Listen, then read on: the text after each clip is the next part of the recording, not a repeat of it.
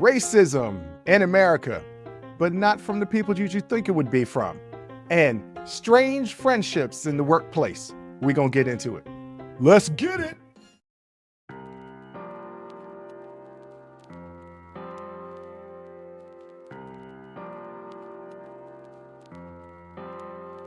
Welcome.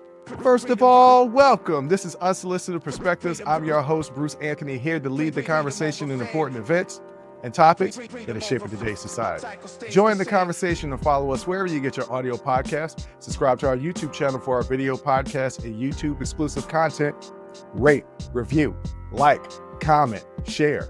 Share with your friends, share with your family, hell, even share with your enemies. On today's episode, it's the Sibling Happy Hour. I'm here with my sis, Jay Andrea. We're going to be dilly-dadding a little bit, and then we're going to be talking about Trump, talking about reverse racism, and strange friendships in the workplace. But that's enough of the intro. Let's get to the show.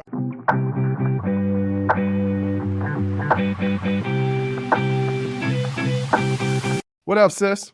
What up, brother? I can't call it. I had an interesting conversation the other day. Okay. So some people would call it messy, and I am that. Yes. But I'm unlike most males. I ask follow-up questions. So there's this running joke all across the internet that guys don't ask follow-up questions. It'd be Y'all like, never get the whole story. Never. Be like, yeah, my boy got divorced. Wow, what happened? I don't know. Don't start it because that's tea. And if you don't have that whole cup for me to sip on, you just gonna piss me off. Yeah, well, I am not, in a lot of ways, I'm not like the normal male, but because I'm emotionally intelligent. Mm-hmm. But a friend of mine was telling a story of something that happened to them. Okay. And whether it's me being messy or the old journalist in me, I ask follow-up questions. And I kept probing to learn more and more. And then they stopped me. They said, you know what? I don't want to tell you anymore. And I said, why? They said, because it's probably going to end up on your podcast. They were like, I know that you're not going to put my name out there, but I know the story is going to end up on your podcast. I was like, wait a minute. I don't know what to take from this. Yeah, I've been telling you that. Yeah, well. That eventually people gonna stop telling you stuff because you keep using it as material. And that would be the end of you because you you really, really, really love mess and gossip. And so if people stop telling you stuff, I don't know how you're gonna survive. So you might just, just use Reddit. Just use other people's stories. But I think that people can't tell if it's somebody that I know or if it's a Reddit story, a story that I just get from somewhere. No, because you always say, this is a friend of mine, but they're dumb as hell. Yeah. Like, that's right. how you always start it. So, Yeah, I mean, people who know you and know the people that you know are probably going to be able to figure out who you're talking about. I have so many different areas of people that I know that don't cross that they won't know who I'm talking about. I wouldn't come up here and tell a story that people could put two and two together and be like, I know who that is. No, nobody, people don't really know me like that in groups. Like there's nobody, I am the epicenter of my life. So what I mean by that is everybody is my friend. There's never a situation where it's a group of friends and I'm telling their business and they know each other. You know what I mean? Does that make sense? Yeah. No, it seemed like you weren't following me on that one. No, it does. Because I have different friend groups too, but like eventually they cross. They do, but okay, so I got one friend who never gets a story that I tell them right. Mm-hmm. It's always wrong. Kind of like mom giving directions. Right. Directions to be that good. Last turn. That last turn. So this person I tell a story to, they will always be like, remember when you told me a story about this, this, and this? I say, well, wait a minute. No, because that's definitely not how the story went. Yeah, it was. You said this. I said, no, that's not what happened. You were mixing in 2 or 3 different stories and coming out with one story. That's not what happened. And so some of these people that I tell stories about, even if, and there have been groups of people that met up for parties for me, even if Right. they got together, half the time they don't remember all the stories that I've told. Mm-hmm. And they wouldn't be able to put 2 and 2 together to figure out who is who. The only one that knows who I'm talking about when I'm telling these stories is you a good amount of the time Mm-hmm. and my bestie. That's it. Yeah. That's it. And I'm gonna tell y'all, I don't care. So you ain't got to worry about me knowing your business, because I don't care. But the flip side to that is there are people out there who give me that are like, you can use this on your show. Like Yeah. openly, and I'm like, I don't want to talk about that. Well, what about this subject? I'm like, how am I going to talk about that for 20 minutes? That's very, very specific. I don't even Yeah. know how I can even broaden that Yeah. topic out. Oh no, it's a good topic. No, it actually No. isn't. Thank No. you. I don't. I do need producers, but I'm not going to go to you to be a producer. Right. Just not going to go to you to be a producer. Yeah. I've got some good news to let the Okay. audience know. Okay. Thank you to everybody who watches us on YouTube, because our hours are going up, uppity up.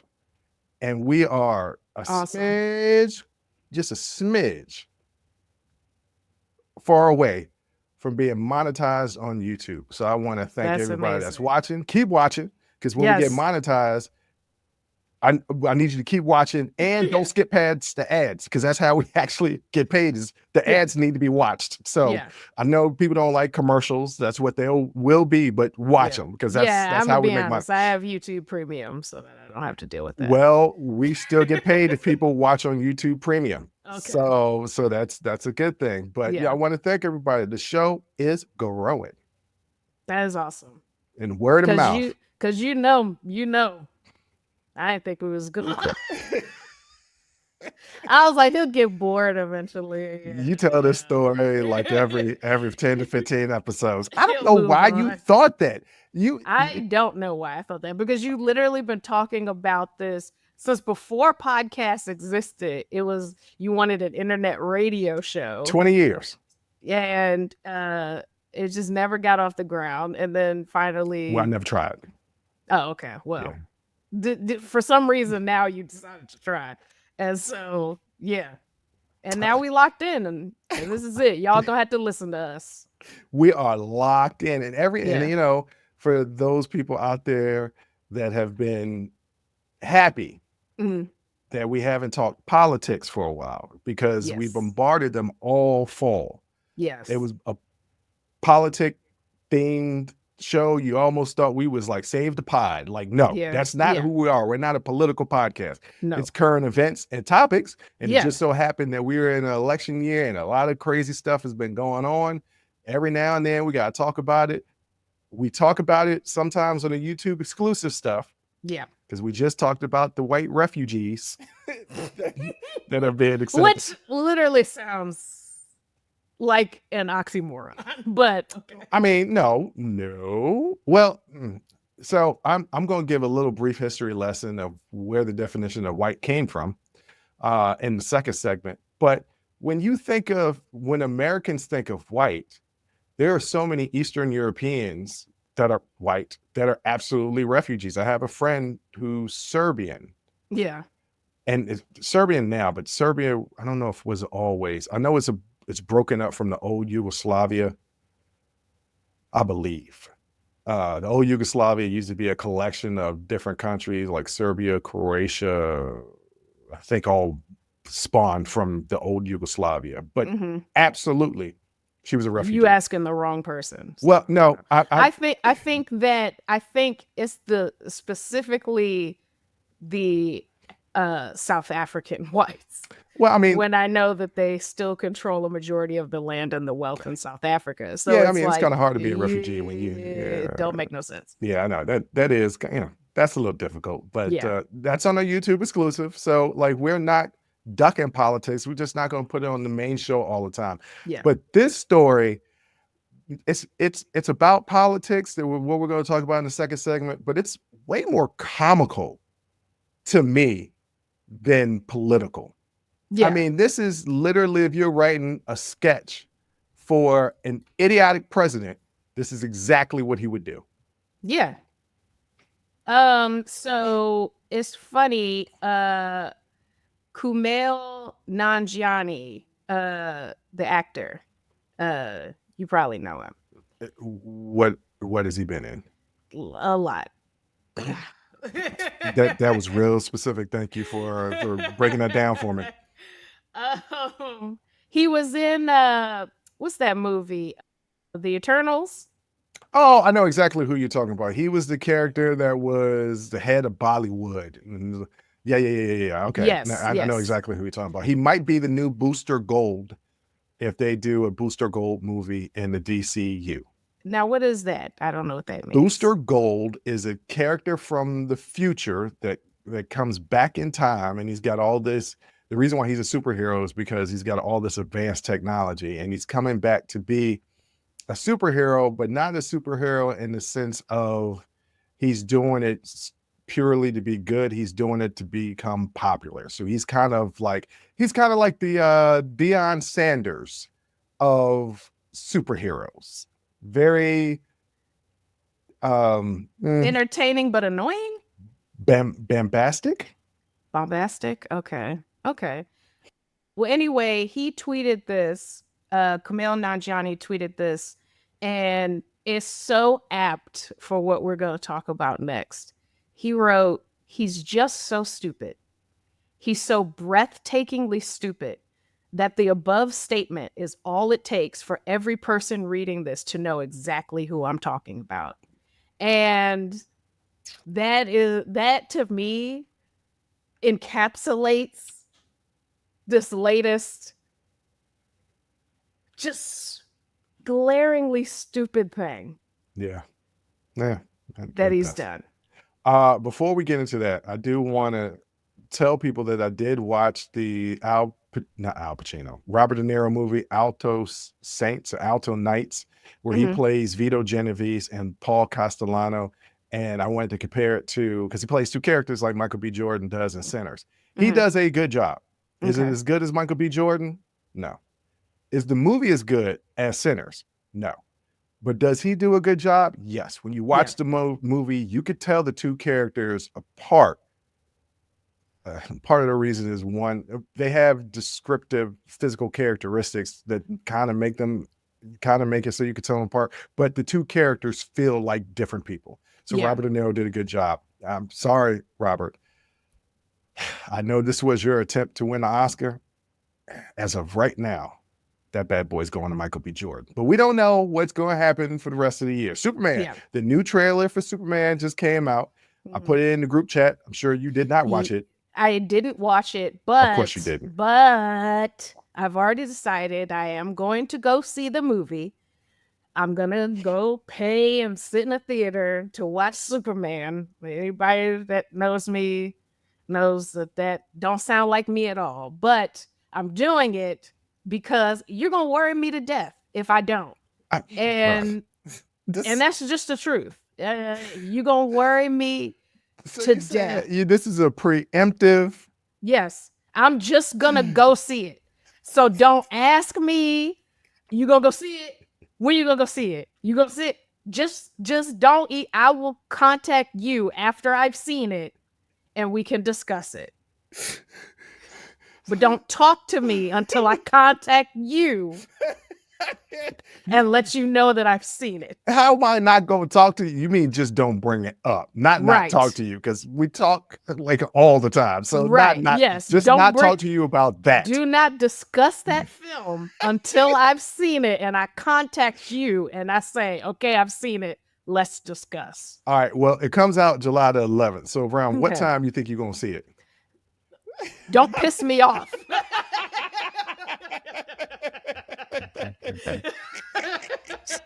I don't know yet. Okay. I will have an internship and summer class at that time. So I don't know yet. Well, I mean, but I just will go and right. see it. Well, just because most of the time it's released July the 11th, which is a Friday, right? But you know, it comes out Thursday. You know, most time the late shows, and so it's a Friday, and Yeah. you got Saturday and Sunday. You know, I can understand not wanting to go that first Friday and Saturday and Sunday because Yeah. hopefully the theaters will be packed. But you know, Right. on a Monday or Tuesday matinee, Yes. you know, Well, again, I'll have an internship, so I'll be working you during can the skip a day. day to go see No. that movie. No, I'm not gonna do that. But I will probably go during the week. Yeah, no, I mean that get it makes done. sense. I Yeah. hope this movie. Whoo, please. I was on okay, we're about to move to the next subject, but I just want to talk about this for a quick second. Mhm.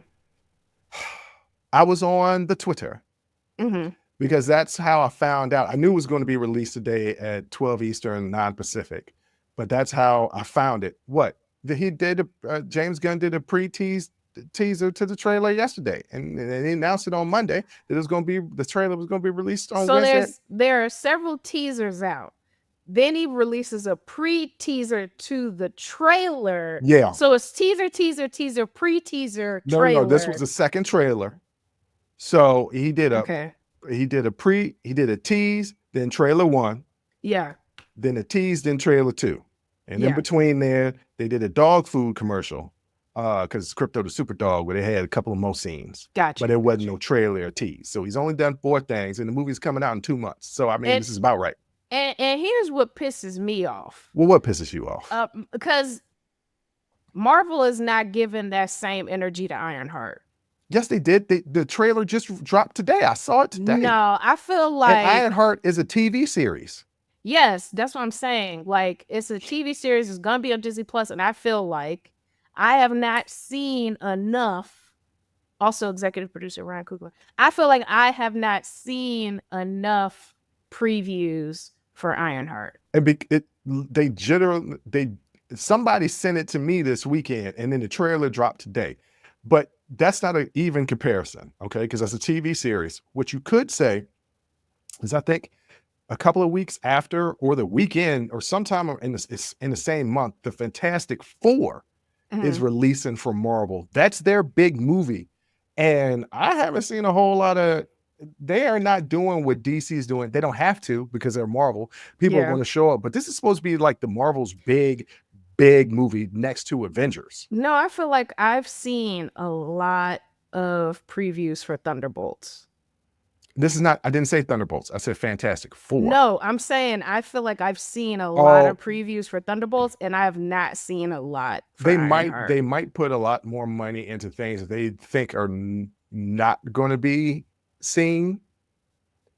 Like Fantastic Four, people are looking forward to it. Not me. No, I mean, they've literally, this is what, the 4th iteration of it, and it's never been good. Well, Michael B. Jordan played Johnny Storm one time, and it wasn't that great. That movie was it was the worst. Yeah, it was the worst. But that was, I think, Fox that did those. This is Marvel, so I mean, it's they're Marvel characters, but it was Fox Studios. Yeah, this is Marvel Studios, so this is gonna be different. And they got Pedro Pascal in it.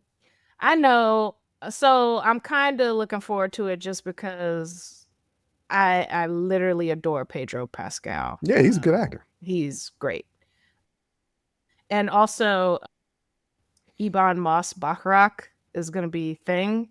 Yeah, the guy from The Bear. From The Bear, yes. Yeah. But still, it's why are we doing this again? But I don't know. Maybe it'll be good. They're restarting. They're kind of, they brought back Robert Downey Jr. I don't know. I hear what you're saying. Yeah. Ironheart, but I don't think that movie, I don't even think that TV series is coming out until like August or September. I think it's like July. Are you sure? I don't know. But the trailer dropped today to look good. And if y'all don't know who Lionheart or Ironheart is, it's the black female Iron Man. That's what she is. So she was in Wakanda Forever.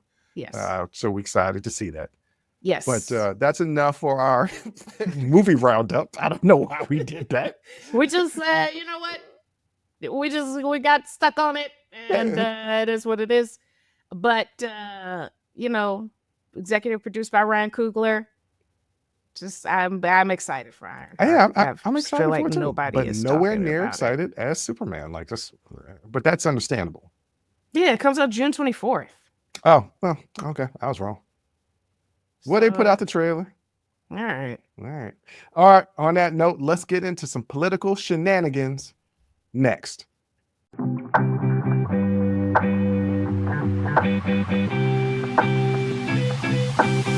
Jay, Trump is a dumbass.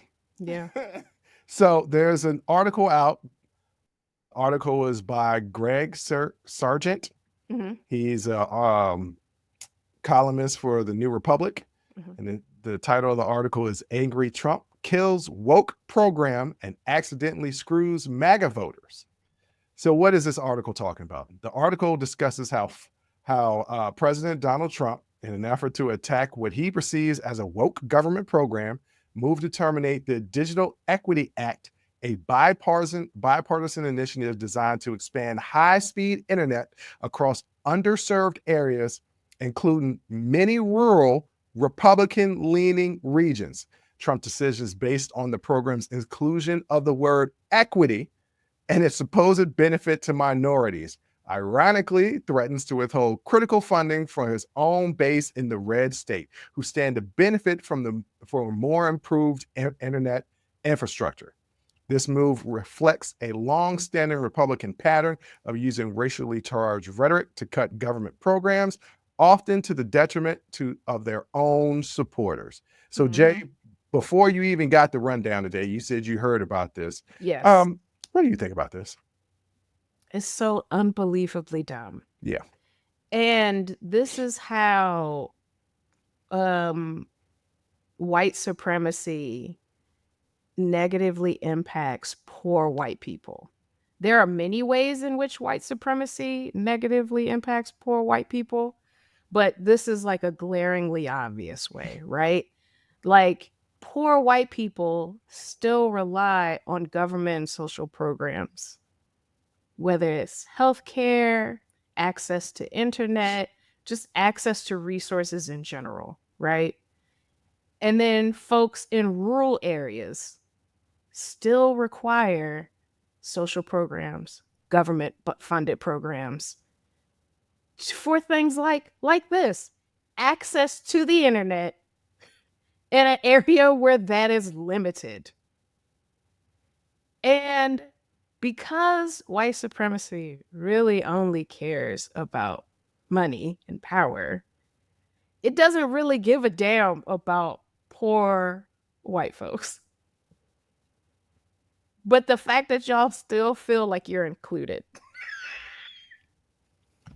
is the saddest part of this entire thing. So I'm going to get into the history of why they feel included, because I mean, it really truly does make sense when you understand the history. But I just want to give people the timeline of this whole decision. So Trump discovers there's a government initiative with the word equity in its title. He assumes it's a race-based program benefiting minorities. He announces on his Truth Social that he's terminating the initiative, calling it racist and decrying woke handouts. So this is what we talked about when we said DEI is black, means black. Yeah. To these people. CRT means black to these people. What's the other stuff? Woke means black. Means black. Affirmative action means black. Black. Equity, equality, fairness, justice, all of these things mean black. Okay. So what does the Digital Equity Act actually do?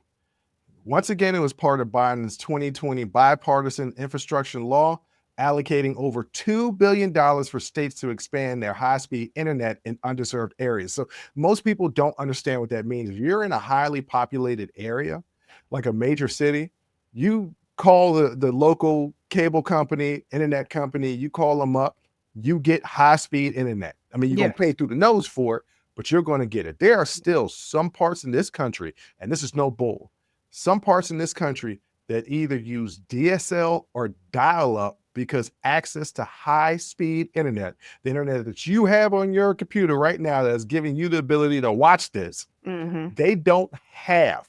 So Biden was like, that's unfair. We need to put, as far as in place in our infrastructure bill, the ability for everybody to have high-speed internet. And you may think to yourself, why is it important? Education, right? Yeah. Like a lot of these kids were being taught remotely during the pandemic, and they didn't have internet capacity to Yeah. even do Zoom. Yeah.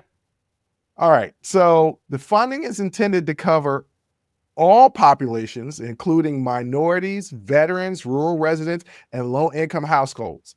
Republican-led states who submitted proposals to access these funds aiming to benefit the rural populations. So Republican governors are like, yeah, we need some of this money Mhm. to expand our internet. Yeah. Many red states like Arkansas, Indiana, Ohio, Kansas, Alabama, Iowa, all voted for Trump, Yes. are counting on these funds to improve their rural broadband. Rural is a hard word to kind of Rural say. is a hard word. Yeah, rural is a hard word. I usually just say rule. Like Well, RULE, rule. yeah, no, but that's not right. That's though. not the word. Yeah. No, I know that. Okay. But rural is Yeah. hard to say. Rural is hard. Yeah. Trump's move could block hundreds of millions of dollars of funding, harming rural and low-income communities, many of whom are mega voters. So with this broader, the reason why I wanted to bring it up, the reason why I find it funny is because he equates equity with black, Mhm. thinking that it's racist because all of a sudden this country is racist against white folks. Yeah. Never heard of that in my entire life, but somehow Yeah. this country is now racist towards white folks, and all these programs are racist because white folks aren't benefiting from it. Rich white folks aren't benefiting from it, but a lot of poor white folks are. Yes. But this follows a long line in Republican verbiage, and like Reagan's welfare queens, or Romney's 47%, or Paul Ryan's hammock metaphor. Like Republicans use these type of words to create division among the races and Mhm. to spark anger in their base towards other people. Yep. And the reason why I find it so funny is because the people that are the angriest about it, not Trump. Trump doesn't really care. He knows that if he does this, it'll incite anger in his base, Mhm. right?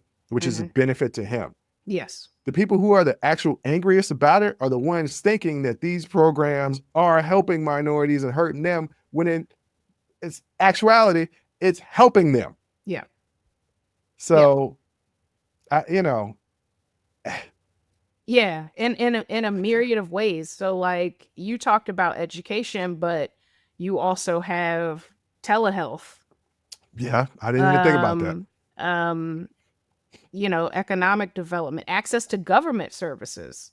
Mm-hmm. If something happens in your state, and you need FEMA, and you can't get on the website to put your claim in, you know what I mean? Like that, it was specifically targeting rural residents, veterans, and low-income households. Yes, it also targets communities of color, but that was never the sole focus of it. Honestly, I think the biggest gap as far as like the digital divide would be low-income households, but particularly it would be rural residents. Yeah, the Right? flyover states. Just because geographically they have limited to no access to high-speed internet.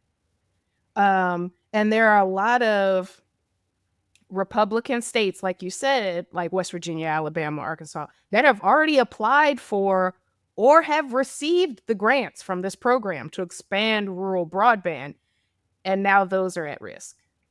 And when people don't realize, broadband is not quite cellular, but they fall kind of along the same lines. So when you think that, well, you expand broadband, that's just internet, it's also to help with cellular development. And why is that important? You're in these rural areas, the hospital is not right down the street. Mhm. You have to call 911. You have to have good cell reception to be Yeah. able to do those things.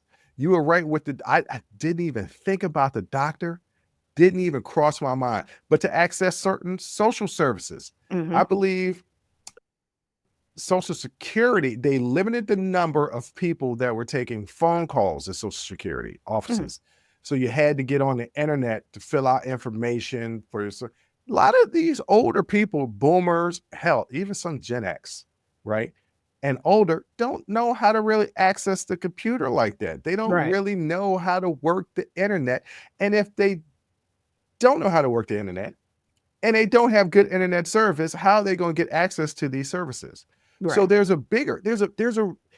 I know most people that probably listen to the show, definitely most people that listen to the show are in bigger cities because I can see the demographics. You're in bigger cities and you don't understand the concept unless you have family in rural areas or you go out to rural areas for vacation or whatever. You don't understand how bad the internet service is. And if you don't think that this is true, I don't know what you're thinking, but like roads and electricity, broadband is an essential part of infrastructure in modern life. You have to have not only access to the internet, but quick access to the internet. And then people don't think about this, but it's always on. Broadband internet is always on. You don't, unlike dial up where you have to dial in to the connection or whatever, it's always on 24/7. It's always available and at speeds where you can actually get things done in a reasonable amount of time. Like that is so essential that we honestly take it for granted, but it is so essential for like a part of our infrastructure, a part of our modern infrastructure. yeah. So you brought up earlier that you kind of couldn't understand how poor white folk would vote against their own interests. And I said, well, there's a simple answer for that, and it's in history. So, and there's a simple answer for white, like the term white. I remember getting into a debate with this young lady when I was working at the bar. And she was like, why do you always bring up race? And I said, I didn't bring it up. Actually, this country brought it up. This country is where race actually has been established. No, it's not. It's always been a thing. It's like, no, it hasn't. There were people that were from Spain, people that were from France, people that were from different parts of Africa. They were Africans or Spaniards or Italians or French. They weren't white or black. White or black started in America. And she fought me on this. And I said, okay, have you ever heard of the Bacon's Rebellion? She's like, what is that? I was like, we're right here in Virginia. You should know about it. I don't know about that. So the Bacon's Rebellion happened in 1676. It was a major uprising in colonial Virginia. This revolt united impoverished European indentured servants, Irish people, and enslaved Africans against the colonial elite. The rebellion alarmed wealthy landowners who realized that solidarity among the lower classes, regardless of their European or African origins, posed a threat to their power. To prevent future alliances between poor Europeans and Africans, the colonial elite responded by creating a legal and social distinctions based on race. They began to define white. If you're watching, I put it in quotations. If you're not watching, you're listening, I'm moving my little fingers in the quotation marks. White as a privileged legal, air quotes, yes. They began to define white as a privileged legal category, granting poor Europeans certain rights and status denied to Africans. This new racial hierarchy gave European laborers incentives to identify with the elite rather than enslaved Africans, effectively dividing the lower classes and entrenching slavery and racial discrimination as the founding elements of American society. The white race was invented by rich Virginians in 1676. We don't bring up race. They brought up race. And that's the story of how people that identify as white identify as white. Rich people realized that poor people banding together was a threat to their power.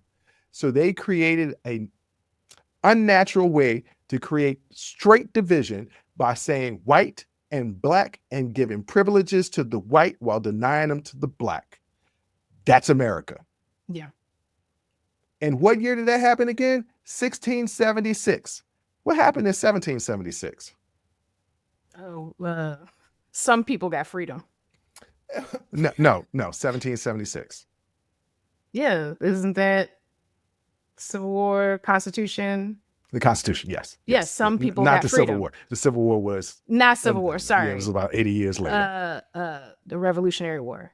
Yeah, and some people got freedom. Literally 100 years later, yeah, Americans, well, people that lived in America essentially became Americans. But before that, for 100 years before the Constitution was written, there were laws already defining what people could have and what people couldn't have. And it was based on this made up creation of race.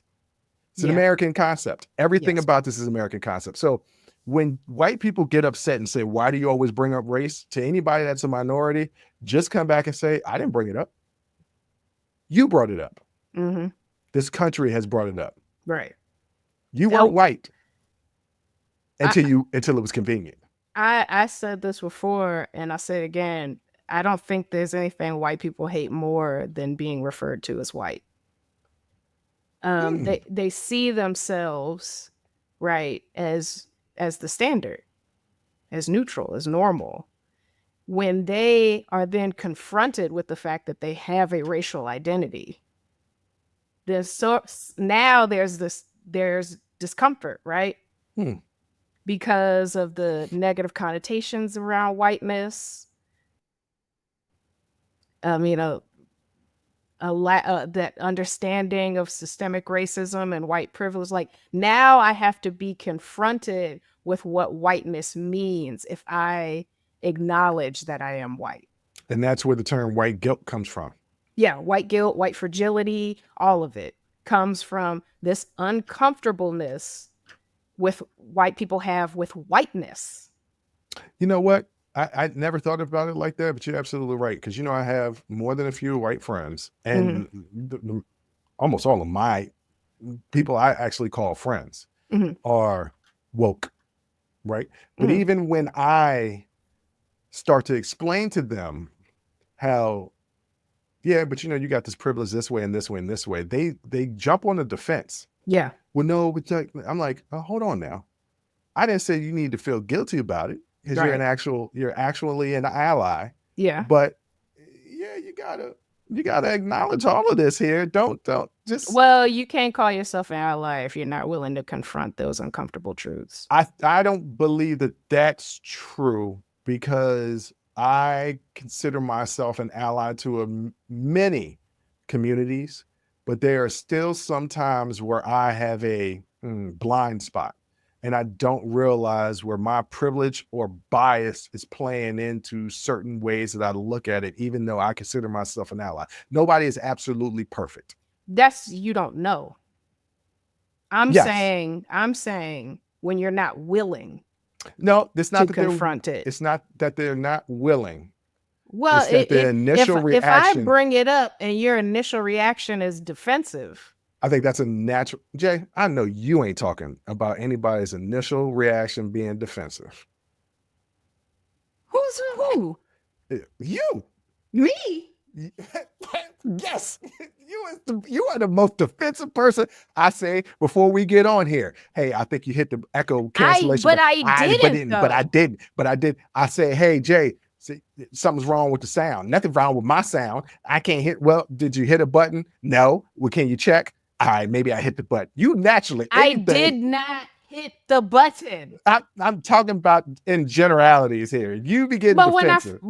No. Your initial default is defend yourself. Yeah, because I know what I did do and I know what I did not do. And But there I are did some not hit the button. No, And I don't care. maybe this time you did hit the button, but I'm saying your natural default is defense. That's a human thing. The natural default is defend oneself. So then you got to take a step back and be like, all right, well, wait a minute. Let me hear what you got to say. And that takes emotional intelligence. Not everybody has that type of evolved emotional intelligence to take a step back when they're being confronted about something Mhm. and be like, all right, okay, maybe you got a point. Maybe you got a point. It's like those people that can't ever admit when they're wrong, even though they Right. know that they're wrong. Right. Or people that just say, sorry. Yeah, this also starting to feel very pointed. But what I am saying is if you want to be one of those, oh, I'm a colorblind white person, or you don't want to confront the uncomfortability Yeah, I didn't say that. that comes with owning your whiteness and everything that it means. If you're not willing to deal with that, then you're not an ally. If you're because listen, when you bump up against Not your willing. when you bump up against your blind spots, what do you do? Initially, sometimes I jump on the defense. Sometimes I do jump on the defense. I'm like, I'm an ally. What are you doing? And then I have to be like, let me listen to what this person is saying. That But is the difference. But there are people who claim to be allies who don't do that second step. right. But you know what, though? I've had people in my life call me to task for defending myself instead of listening. I had people that I respected Yeah. that called me to task, and I would take a step back and actually listen. Not everybody is like that. And that actually took years for me to get to that. That's a new thing. That just happened the last 4-5 years. So, But there are people who make allyship their identity true. when they don't know the first thing about being an ally, because being an ally is not something that you say, it's something that you do. Yeah, this is true. It's action forward. Yeah, this is true. You ain't lying. And that includes self-reflection. Yes. You're right. A lot of times people want to say they're an ally, but don't want to do the work. Mm-hmm. Yeah, you're right. I can tell you who's not an ally. Trump and this entire administration. Not even close. Oh my God. No. Ladies and gentlemen, this is funny and not funny at the same time, because this man is literally took equity and hurt millions of his own constituency, millions of his own supporters, Mm-hmm. because he thinks it's going to give something to Black and brown people. That's what it is. Because he said it was racist. Those were his words. And to be truly transparent, they mean Black. It's anti-Black racist. They mean Black. Like when they hear these words, immediately in their mind, they hear Black people. Yeah, because they don't think that there's any programs out there that's giving benefits to brown people. No. Yeah, so. They're not thinking about Asian people. They're not thinking about indigenous folks. They're not thinking about, no. When they hear these terms that they have decided in their mind, they're now mean racially charged things when they don't. Equity is literally just equity. Could be for anybody. Usually it is. It's for everybody. That's kind of the point. That if equity is for everybody, okay, they immediately hear Black. Mm-hmm. Well, ladies and gentlemen, look, I painted it out for you. I told you where the term white actually comes from. Mm-hmm. Came from here. Yeah. I told you why it was given its legal status. It's to put people against each other so that they can't rise up against the elite. Yeah. And I showed you what he did. Yeah. You still think this administration isn't racist? If that's the point that you get from all this, I can't help you. Sorry. You can't be saved. Don't save them. They don't want to be saved.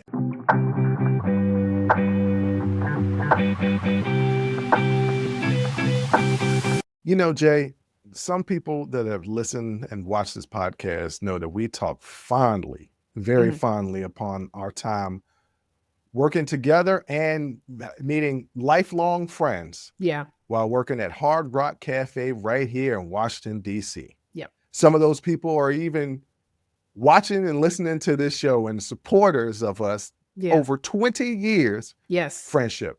Yes. Person that I met at Hard Rock was a groomsman in my wedding. Yeah. Just hit him up the other day. It was his birthday. Yeah. Got 2 beautiful kids, watches the show, and is a huge fan. And it is crazy of the friendships that you make in the workplace. The Yes. workplace will have you friends with any and everybody. Yeah. Yes. Okay. When I was working for a company back in Maryland, one of my closest friends in the office was like a 60-something-year-old white lady. Sweetest lady in the world. She would knit at her desk, but that was my dog. Like, I can't even explain to you, like, how much me and this lady with 0 in common. This grandmother and me, I'm in my 20s, 0 in common. But I'm like, we're locked in. Like, how locked in? Like, give me a typical like interaction between y'all. I'm talking about we go out after work. What? Like, me and this lady are friends. Okay. Another coworker, a mom of 2, and again, nothing in common with this woman. This is when you were younger. This is when I was younger. Okay. Nothing in common with this woman. I know her mom. I know the kids, her husband. She cooked dinner for me at her house. Like, I'd have been to so many retirement parties and been turned up. Like, it will literally, you will be best friends with an old man named that you call Mr. Otis. Right. Yep. And Mr. Otis, because he always got some story. He always got something going on. And you'll be like, you look at that timesheet and be like, Mr. Otis ain't coming in today? Damn.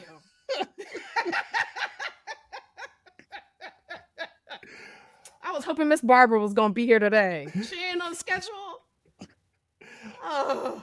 I talked about it on a podcast, and I've talked about it on this podcast, that in my younger years, I was completely homophobic. Yeah.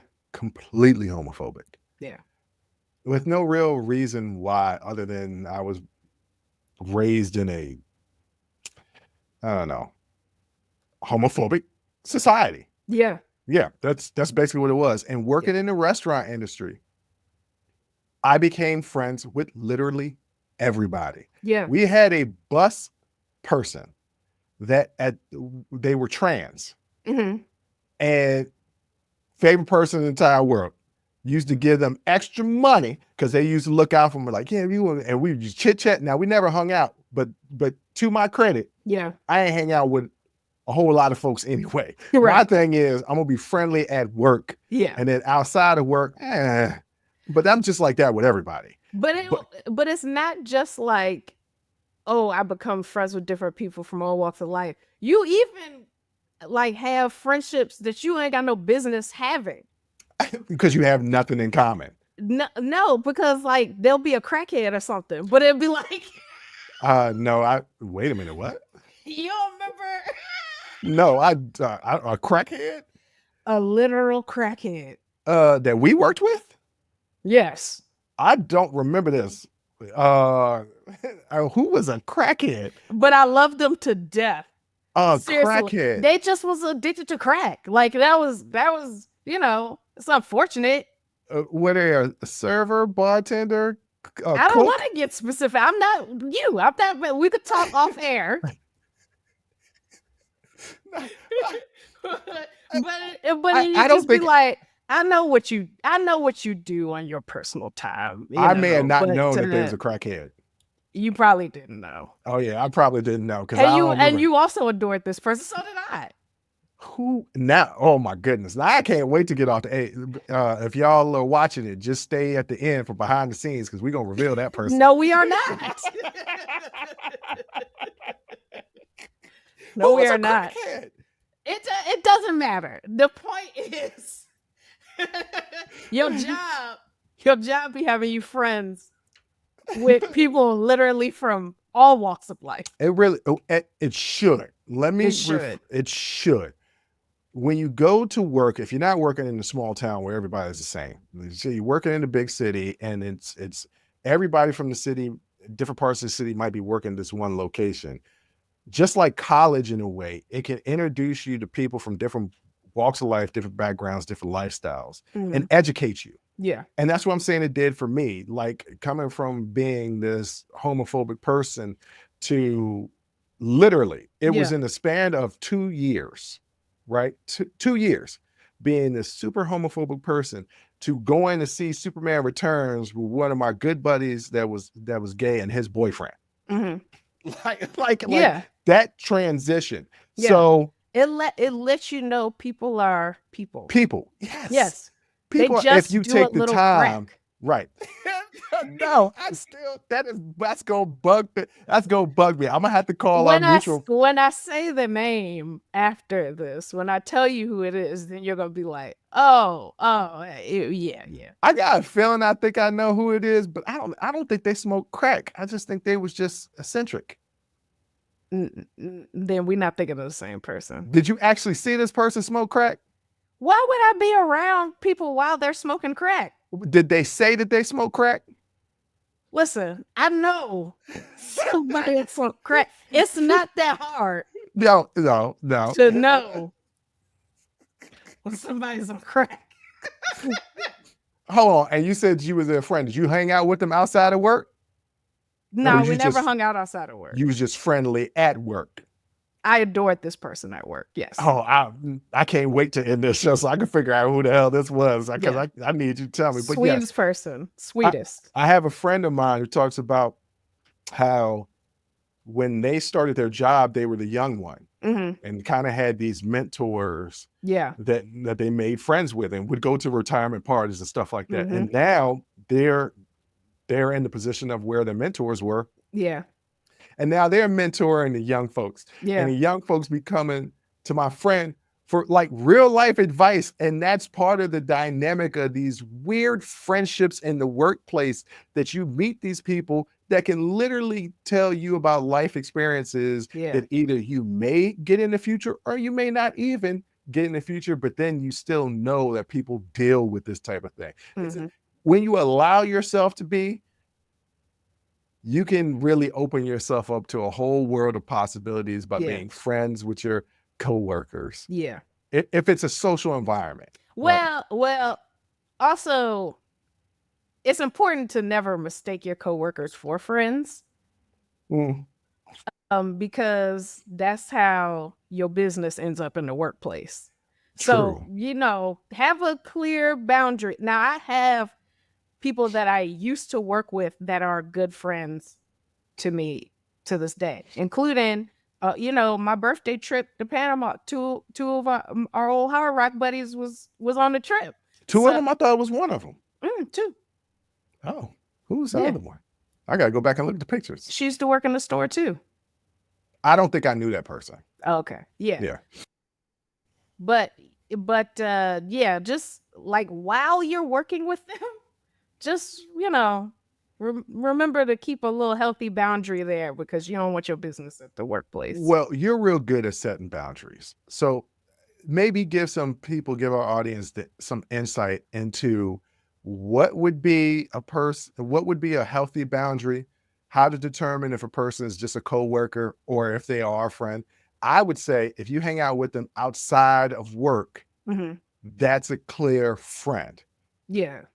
But if you only hang out with them and chit chat with them during breaks at work, then maybe that's just a friendly coworker. That's a coworker. A friendly coworker. Yeah. it's cool to go out for happy hour with your coworkers. Don't get drunk. Well, I mean, yes. Well, Yeah. unless you're a bartender or in the restaurant business, you can go ahead and get drunk. Right. I mean, but if you're in corporate, Right. Well, no, don't do that. if you work in a hospital, like, Hey, okay, them hospital people are just like the restaurant business. it is not like Grey's Anatomy in the is it? Because I Yes. don't know. I've never worked in a hospital. So I know a couple of doctors. It is Grey's Anatomy ain't far off. Oh. It is wow. It's just like the restaurant industry. Well, it's because the restaurant. you're spending so much time, those shifts are long. And the same with the restaurant industry. If you work a double, you're there all day. Literally all day. All day. So it's like, you're spending so much time with these people and you really do rely on each other to get your job done. Like, it's important that the host is communicating with the servers, communicating with the kitchens, communicating with the managers, the bar, like everybody, the bussers, everybody needs to be communicating. So it's like, you have to know each other or you're not going to be able to get the job done. But, just recognize who's a coworker and who's a friend. Yeah. So how do people recognize which is which? You just said it. If you have a relationship with them outside of work, that is a friend. But even if y'all hang out outside of work, but y'all only talk about work, that's still just a coworker. That's not a friend. That's still just a coworker. Well, they have to know you about you. You have to know about them for it to be a friendship. I haven't made any friendships from work in about 15, 16, 17 years because my position at my current place of employment, I'm the boss. Yeah. So I can't be friendly. Yeah. Because there's no equal level. There's nobody on my level that isn't a subordinate. So that's weird. So I don't really make friendships from coworkers. Yeah. I do develop friendships with clients, but even then, there's a boundary there. Like I know more about their lives than they know about mine, but that's pretty much everybody in my life. Yeah. I know about everybody's business, but don't nobody ever know. Yeah. That's just me but being close to I wouldn't consider that a friendship. Like there's got to be reciprocity. Well, yeah, okay. I guess so. I'm just a real private person. I know people from this podcast wouldn't think that I'm that, but if you know me personally, you know I'm private. I'm not private with my friends. What do you consider private? I'm not private with my friends. But what is considered private though? Like you literally don't know what I do when you don't see me. Well, everybody knows what I do when they don't see me. I'm drinking tequila and playing video games. Yes, but no, right? Like not really. Like they don't know who you are on a day-to-day. Like they don't know you. I think everybody knows my stances in life. Do they know you? How does anybody know anybody? My friends know me. Well. They could accurately describe me. Whether I agree or not. Well, that's just because people know your facial expressions because we can't. We don't have poker faces. I talk to my friends. Oh, they talk to me. I open up and I am vulnerable with my friends. That sounds like prison. Anyway. You're definitely coworkers. No longer anxious attachment. You are definitely avoidant attachment. Nowadays. Oh yeah. I don't know when that transferred, but it happened within the last 4-5 years. Definitely avoidant attachment. Yeah. Definitely. Yeah. Anywho, that's enough about us. Jay, what do you want to tell the people out there? Look, ain't nothing wrong with being white. Nothing wrong with it. There's nothing wrong with being white. Y'all relax. Just relax. But also, there's nothing wrong with being black. I don't want you to be colorblind. I like being black. You can see it. It's fine. I don't mind it. I don't want you to disenfranchise or oppress me because I'm black. That's the problem. It's not that you're white. It's not that I'm black. It's that oppression comes in. If we could pull that out, everybody could just be themselves and it'll be cool. It'd be dope. Yeah. Yeah. To all my white listeners out there, they're just like, oh, we're talking about race. Look, we're talking about things that's being done to us. We actually legitimately, black people in this country really don't care what white people do. Like, we don't. We're not in white people's business like that. We're just not, which baffles us. The reason why you always want to be in our business about everything. And then we looking up like, what we do now? We can't even enjoy a movie because it's a black cast. Well, I don't know why they got to have a black cast, because there's never any black cast. The default is always white. Right. So anything that is not white, that people see representation of themselves, they're going to gravitate to that. Yeah. Same reason why white people are gravitating towards Caitlin Clark and Cooper Flagg. I didn't talk about Cooper Flagg. The Cooper Flagg is going to be the #1 draft pick in the NBA draft. American-born white player, the first American-born white player that's going to be drafted #1 overall since I don't know when, Jack Sikma, and that had to be the 70s. Damn. The boy played for Duke. The boy bad. The boy is bad. One of the announcers on the NBA talk show the other day said that one of the analysts said, yeah, he's a whale. Speaking of, like, it's a rare thing to get something like that. Yeah. He's a whale. And one of the white commentators said, yeah, a white whale. And I said, no, he didn't just say that. He just had a Freudian slip. Ladies and gentlemen, black people do not care about what white people is doing. We don't care. We don't. We literally don't. We just don't understand why you care so much about us. We don't. No. But we get it though. We're cool. I mean, we're cool as hell. I mean, who? No. I'm so happy I was born black. Listen. So happy. I struggle every day with being melanin deficient. You, not me. I'm getting darker right now as we speak. And on that note, ladies and gentlemen, I want to thank you for listening. I want to thank you for watching. And until next time, as always, I'll holla.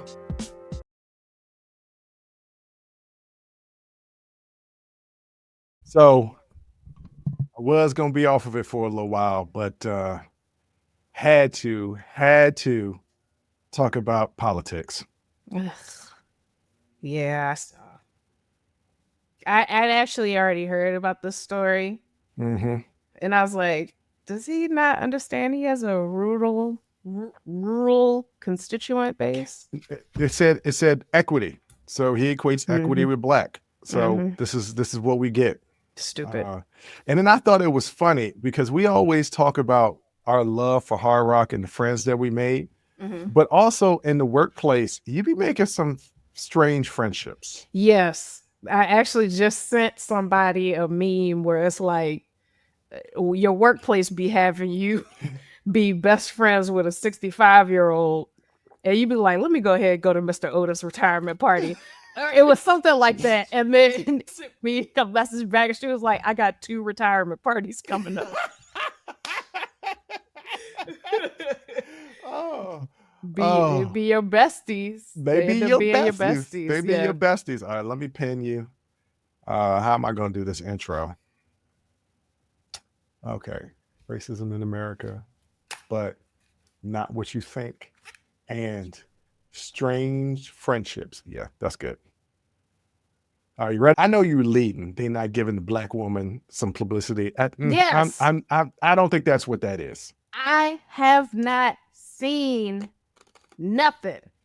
Not on my Instagram timeline. I think Disney has scaled back some of their marketing. Aside from Thunderbolts, they didn't really advertise that Star Wars TV show with the kids. I completely forgot about that. They didn't really advertise Andor. I mean, they did, but they didn't really. Yeah, I feel like I didn't hear jack about Andor until I said something. I mean, Fantastic Four has not been all over the place like Superman has, and I think they got another movie that's coming out this summer or something. Oh no, the new Jurassic Park movie. It feels like I haven't seen a lot of advertisements for that. Why are they doing that again? They always messing with the damn dinosaurs. Leave the dinosaurs alone. They stink for a reason. Not extinct. Extinct. Yeah, it got dumb to me when they're talking about, oh, this velociraptor is my friend. No. You can't train a dinosaur. That dinosaur don't love you. It's a velociraptor, and it will kill you. I don't understand. No, I have a connection with this velociraptor. No, you don't.